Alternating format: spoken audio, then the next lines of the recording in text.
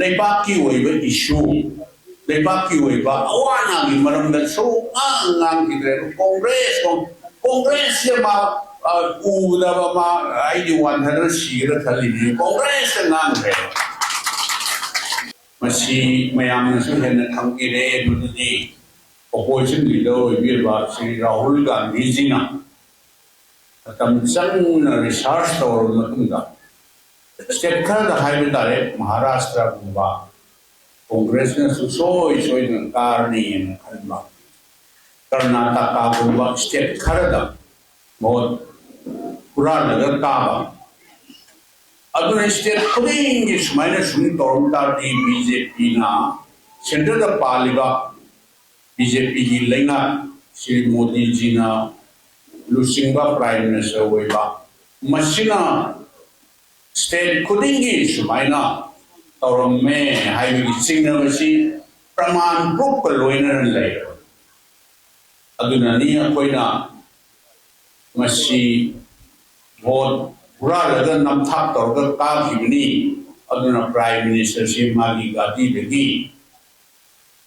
मा रिजाइन तौगदबनी ना कोई कांग्रेस पार्टी ना श्री राहुल गांधी जी ना मागना मसीगी सौ कैंपेन मा चतरी मसीगी पार्ट अमनी सब अमनी स्टेट चिन्ह थुंगने कोई ना डिस्ट्रिक्ट का ब्लॉक का सिग्नेचर कैंपेन तौदोइसे अखोइगी हुजिकी बहुत शॉर्ट दादी शॉर्ट हाइबसे मसीगी एआईसीसी की प्रोग्राम अमा ओइ सिगुम्बा ngasiगी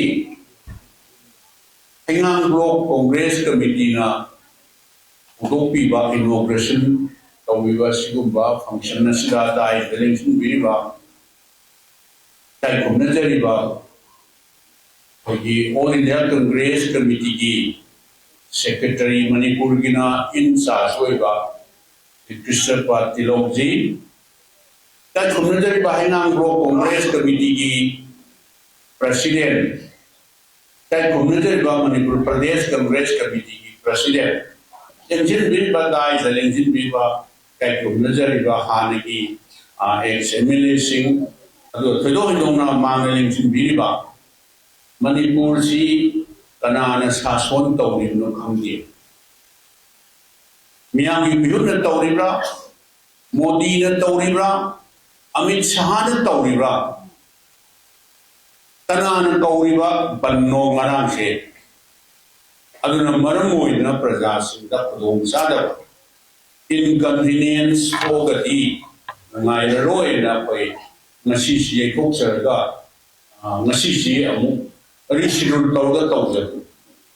Ana ai no kimati arau zai madudi angang ke lagi halam lai ko singi mai ben singi CNN sing tamang bi na ko gi party se mu nung sibiba maruina Leibak ki nation sigi interest ka aduga Manipuri interest ka maruina Hengang Kendra na maramoidra Manipur si prabat sare haina now charat sinaba oi chen selaga mana wajib si pula ini sona suma pula su ini makse sanbi ba yaba matam yaura kana khalle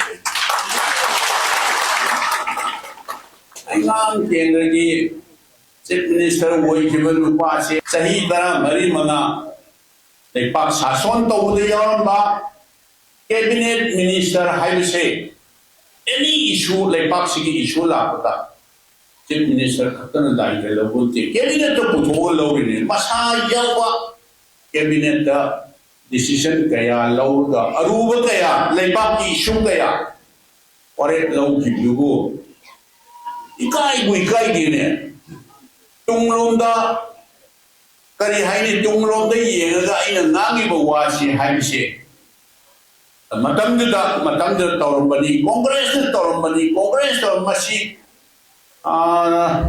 honourable prime minister की मसा असेमन prime minister जी मसी Sumel TV दे उयमनी मसा जी लेबम साबम हम खमग्रे राहुल जी ना असेंग Buffett नात canoe तौर पछले दा Masih mamang suka masih jo Arunachal da Israel dari TV da hampir ini. Tahu kedori bertahu kedori Arunachal da project mayam lau. Adi da cuba Leibak kiwai ba isu Leibak kiwai ba awana gi maram da so ngang kita Kongres ya ma udah ba ma ID 100 sihir kali ini Kongres ngang he. Asyik tak ima Kongres parti si iba loe kali no aram ba tahu bagira Kongres na loe no faktor ka dore na kali bagira mayam Leibak na bapu si hai na kang na bapu Mahatma Gandhi ini puna muna pertiwi sakot kerja mapang amda pertiwi mapang da langkan na tahu na riba aku ini Israel kangde Rusia kangde UK kangde Amerika kangde father of the nation hai na Mahatma Gandhi ji se magi murti statue Maduda salaga Modi masa maksu makuk nolaga lai kurami ne adu India ki modern architecture of India aina perjini guna magna masih ikai khundari ni Maduda Pandit Nehru Mahatma Gandhi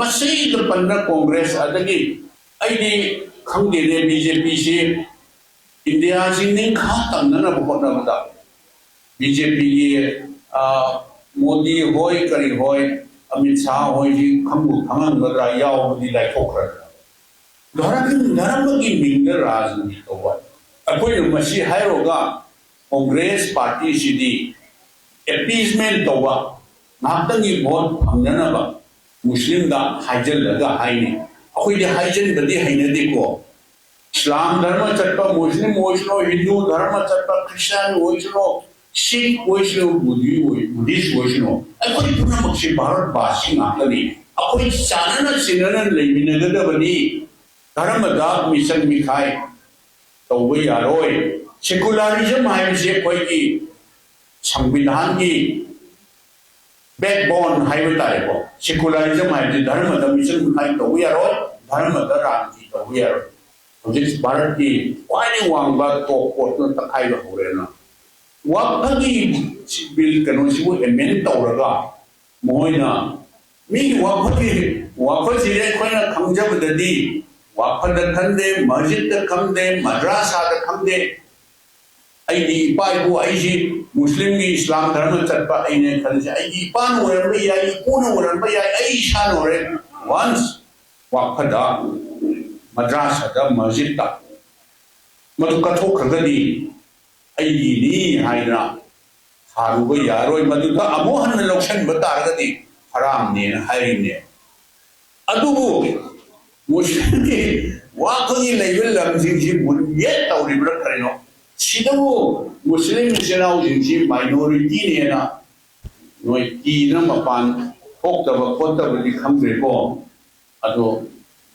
BJP ki thambanga amo anda noi Waktu nam biar kalau tidak tu haram ni hai bisa. Aina khamnya. Aduh ni noi kham leh lagi lah. Tanya ngai leh biwan ni apa. Aduh Manipur si kari thoe mesti. Hangang dari amat thaga tu kari thoe ke apa Manipur si. Si aina hai bersih udah ini biwa. Aduh BJP si. Atai jadi kham deko BJP si Manipur ni. Tapi how sudah dah kari nomi tahu ini. Ana Atal Bihari Vajpayee da amuk tawraga elke bani ne kaina tawkanda 2001 da tawgido mi kun ma thoi sina tawhiba mayam do yo adu da shu Manipur si pomchai sai ge tor adu handak shu center da Modi ne sarkar pai ni sarkar bhagadra ne Manipur si di resource le je da bina center da sarkar le je bhagadra na Agak lureba, moi kaya no hujik lain siya. BJP katana absolute majority lain. Adu moi wakan mana ba ate local party kerja jinje. Apcel agadi moi nifu mari mga lain. Adu na si bahwa leader khalaga prajana moi da thajar na BJP da Pandana vote Hadaka Tauriko. Aduga majority Laina Sakar Seven the Modi Amit Sache. When the vote Hadakiba, when you right, Barakis Vidana, when the people Madu, when you right, say. Madu Ikai, another name. Manipura Lado Praja Simse, no Kaisунati. I know Ushito in the Maneo. Masito Nimse. Aduna. Object Sahi Ani Makai Helena.